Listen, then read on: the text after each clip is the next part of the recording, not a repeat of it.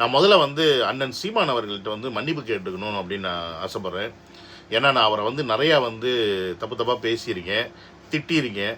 இதனால் வந்து நாம் தமிழரை சேர்ந்த தம்பிகள்லாம் வந்து பார்த்திங்கன்னா பயங்கரமாக வந்து கோவமாயிட்டாங்க, கொந்தளிச்சிட்டாங்க.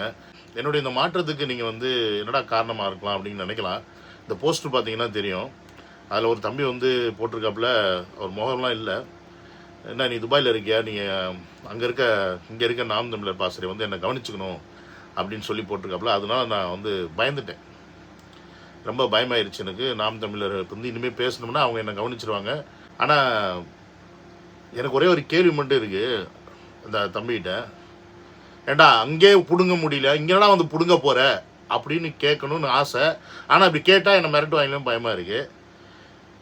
நான் என்னடா சீமான் மயிராண்டியை நான் ஏன்டா திட்டணும், எனக்கு என்ன அவசியமா? அவன் ஃப்ராடுத்தனம் பண்ணிக்கிட்டு இருக்கான் அப்படின்றத நான் சொல்லணும்னு ஆசைப்பட்றேன். ஆனால் இப்படி சொன்னால் ஏதாவது செஞ்சுருவாங்களோன்னு பயமாக இருக்குது. ஏன்னா இவங்கெல்லாம் வந்து வீர பரம்பரை இல்லை, நம்மளாம் வந்து அம்மா தாயே அப்படின்னு நிற்கிற பரம்பரை. நாய் பிச்சை எடுக்கிற நாய். ஏண்டா பிச்சைக்கார பரதேசிங்களா, என்ன மிரட்டுறீங்களா யாருக்கிட்ட?